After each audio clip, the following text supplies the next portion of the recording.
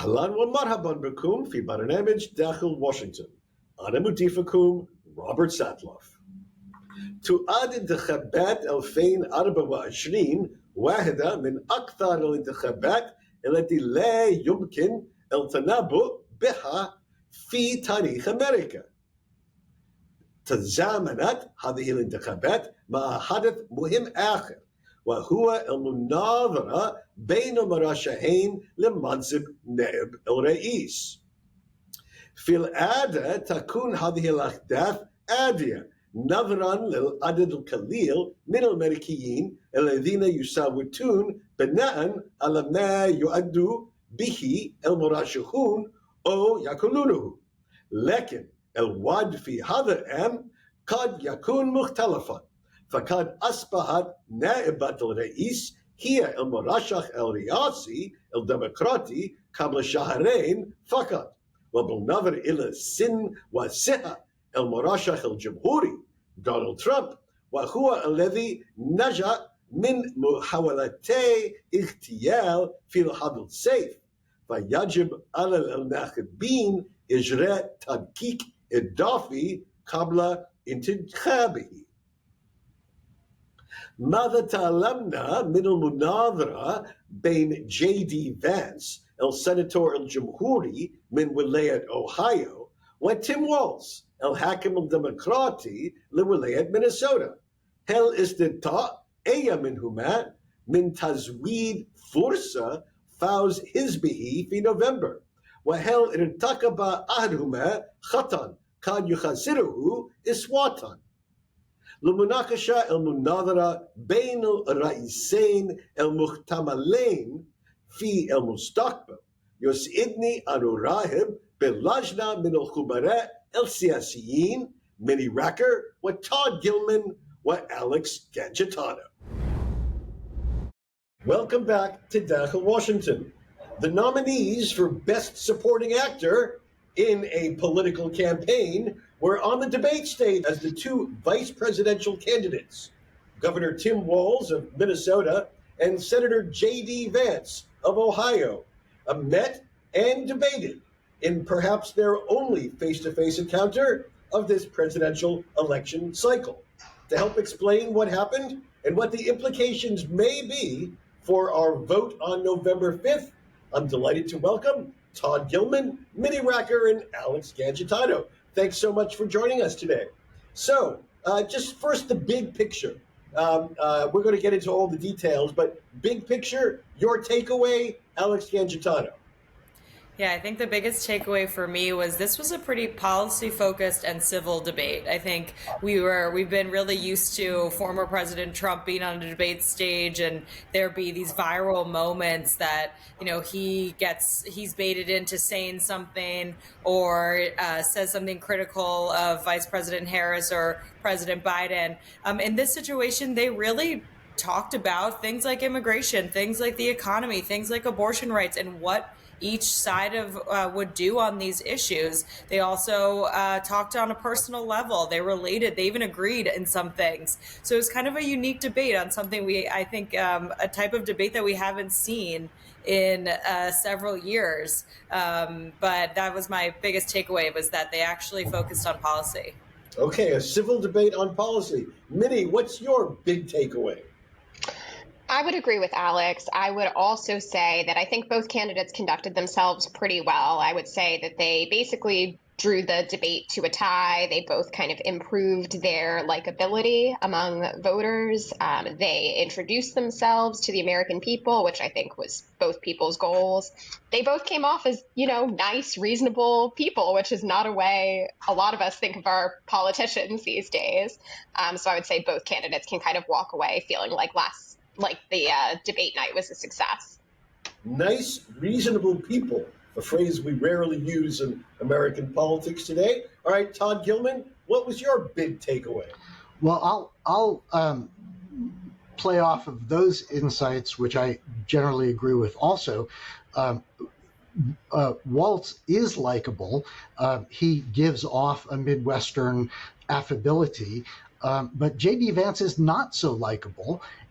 in his public persona, in the way that he has attacked Haitian immigrants in his home state of Ohio, but he did come off very charming and likable. So he was calibrating his performance very, very well. And really that seemed to be the goal for both of them, was to be likable and not to be attack dogs so much, which is a more traditional assignment for vice presidential candidates. Walz really went out of his way to emphasize points of agreement, which I frankly was puzzled by, because even when he was saying, I think we agree about abortion and border security, he wasn't really agreeing. And the points of disagreement were incredible. I think Walz was trying too hard. And I think that Vance, in the eyes of people who don't like Donald Trump, did a really good job of making Trump more palatable, because he's far more articulate on almost everything. But in the view of people who maybe think that Trump is a danger to democracy, Vance disqualified himself and Trump by defending the idea, or refusing to say, oh, of course, Biden won in 2020. So that's more than a little bit of takeaway, but it was complicated.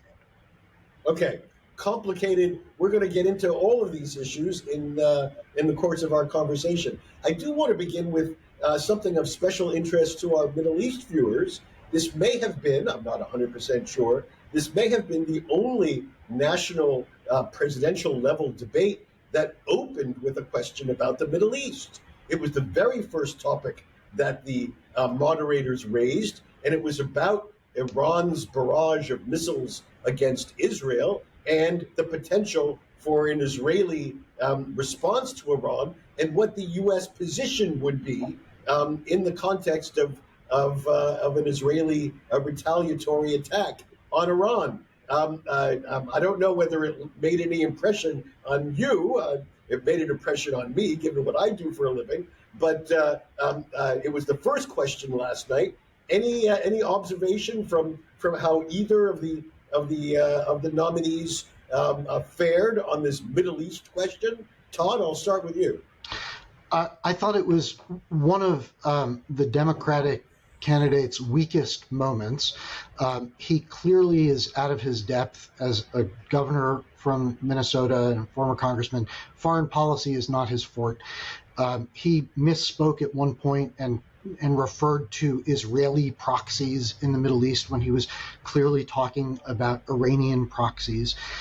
He did make a very strong point, which is arguable, about whether it was Trump who made the Middle East and Israel in particular less safe, because he pulled the U.S. out of the Iran, the deal with Iran that was intended to keep Iran from developing nuclear weapons.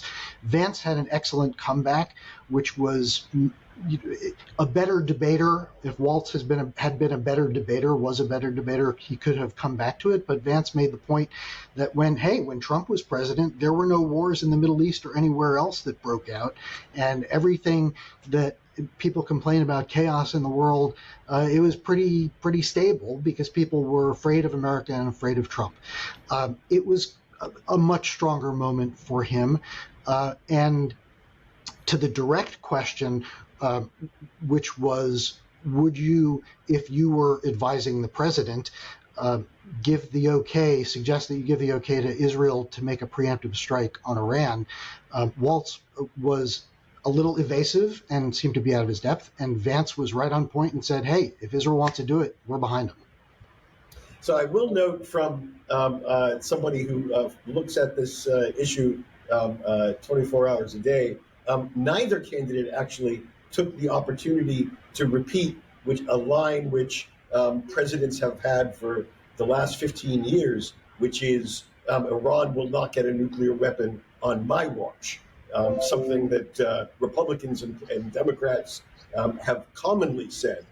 So my takeaway was a bit uncertain on both sides. All right, let's move on to the next issue.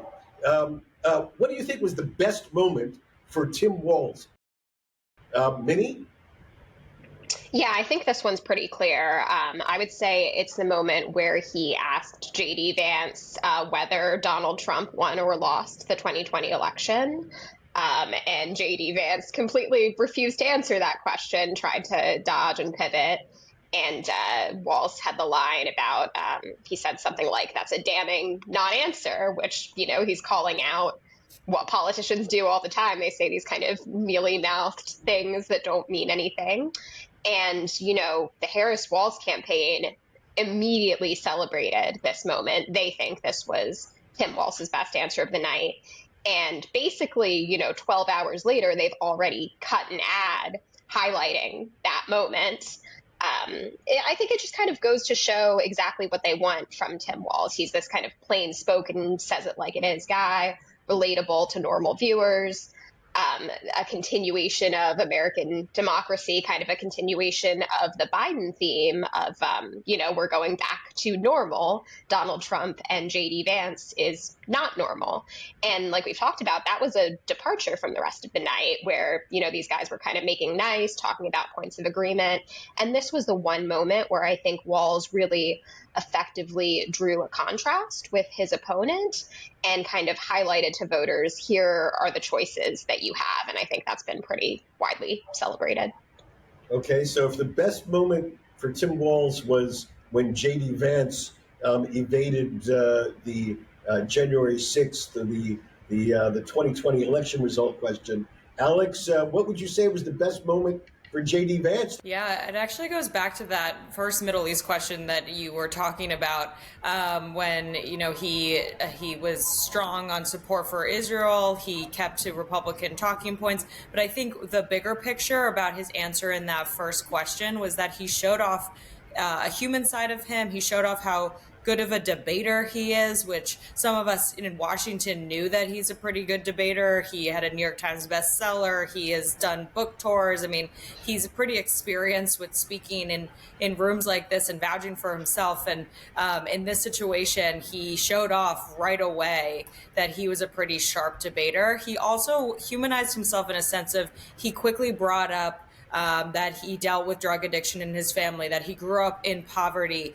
and tried to relate to Americans struggling with the economy right now, with, supporting their families. And I think when polls leading up to this debate were showing that Vance was not widely a likable figure in this campaign, and a lot of times when the media would pull up clips of him from previous discussions, that he would say things that are offensive to wide groups of people, his polling would decrease, and he was considered pretty unlikable to a large amount of voters. I think he knew that he needed to humanize himself, and he needed to show that he can be a normal guy and have a normal conversation with a Democrat, and I do think he was actually pretty successful in doing that.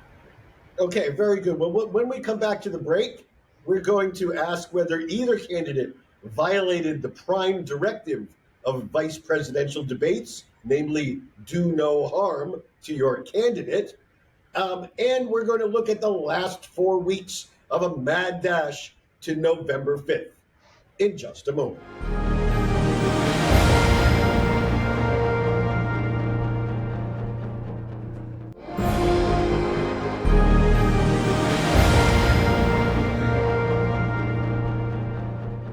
Again, my guests today include Alex Gangitano. Alex is a White House reporter at The Hill, where she was previously the lobbying reporter. Earlier in her career, Alex was a staff writer for CQ Roll Call, where she authored Heard on the Hill. Also with us is Minnie Racker. Minnie is a politics reporter at the Daily Beast. Previously, she was a staff reporter at Time magazine, where she covered the 2024 presidential primaries. And before that, she covered politics for the National Journal and the Los Angeles Times. And we have with us today Todd Gilman. Todd recently rejoined the faculty of Arizona State University's School of Journalism. This followed 30 years as a reporter for the Dallas Morning News before retiring as its Washington bureau chief. Todd is past president of the Regional Reporters Association and was elected 3 times to the White House Correspondents Association Board of Directors. All right, let's pick up our conversation about the vice presidential debate. Todd, the main rule of vice presidential candidates: don't embarrass your candidate, don't cause him any harm, don't make his life any more difficult than it already is, or her difficult as it already is. Did either of the nominees, did either of the debaters violate that rule? Not in any egregious way, but in moderate ways, I guess I would say. I thought that Vance, as polished as he is, I mean, he went to Yale Law School. He's very, very bright. He's very articulate, but he's an excellent debater, but he also can be inconsistent. So when, for instance, he was asked, well, what about Donald Trump's plan for mass deportations, he deflected, as he did many other times, like on the January 6th question. Oh, I don't want to talk about that. Before we talk about deportations, let's talk about other stuff. But then later, he went straight for the throat of blaming immigrants for high housing prices, and we need to get rid of all 25 million illegal immigrants in the country so that housing prices would come down, which 25 is a rather large exaggeration. If you were really listening carefully, he harmed himself in that he was inconsistent and kind of downplaying some key points. I would say that Walz damaged Harris quite a bit by downplaying all of the differences between Harris and Trump. He just went out of his way to say, I believe that we're on the same page on abortion and on border security and immigration, when in fact there were a lot of missed opportunities. And what he was doing, in a sense, intentionally or not, was giving people permission to maybe give the Trump Vance ticket a look, like, oh, maybe they agree on a bunch of stuff. I don't see what the big deal is. Interesting. One more of those was, for example, on gun control, where J.D. Vance expressed sympathy for Tim Walz's son having witnessed a shooting, and there was this moment where they seemed on the same side of gun control momentarily, but of course the differences between the two sides are quite stark. Minnie, do you think either candidate violated the do no harm rule? You know, my perspective is maybe a bit contrarian on this, but I actually think the kind of niceness between the two candidates played well, and I think it played well especially for Tim Walz, because his line was basically saying, you know, I think J.D. Vance has good intentions, but he's tied himself to this crazy guy in Donald Trump, and I think that's a point that, you know, the Harris campaign can keep making over and over. And when J.D. Vance went to kind of return the compliment, he said something similar, you know, Tim and I agree on many issues. But the problem with that is that the Trump campaign has been trying to find a way into attacking Walz. And their common line is, you know, he's a radical liberal. And then you have J.D. Vance on stage saying, you know, we agree on many things. That makes it pretty hard to continue to use that attack line. Whereas I think the Democrats can still look, you know, reasonable, willing to reach across the aisle. And honestly, I think a lot of voters like that. All right, so you think perhaps the do no harm violation was much more on J.D. Vance than on Tim Walz. Alex, what's your view? Yeah, I think both of them, a little bit of a mix and agreeing with both of you. I think there were definitely moments that made both of them look like these politicians who can reach a consensus, who have served in Congress and could work on a bipartisan gun bill or work on legislation that maybe is on border control in a bipartisan way. I think that's also just the fact that you come out of Congress, both of them know that you have to build that consensus. And, you know, Trump has not ever been described as a figure like that. Meanwhile, Harris, I think, comes across on the trail as a very serious person and ready to attack Trump, and Walz kind of came across as the alternative to that. But it's interesting because when Walz came on the scene as somebody wanting to be her vice president pick, he was kind of this attack dog role, did the media rounds as somebody who was ready to take on Trump. Instead, in this role, he was much more somebody who wants to build consensus in Washington and get along with everybody, which I think is the Tim Walz that people who knew him when he was in Congress are pretty used to. And so I think on that sense, they served as a kind of alternative character to the top of their tickets. I do think Vance actually does help the Trump ticket after we saw this debate.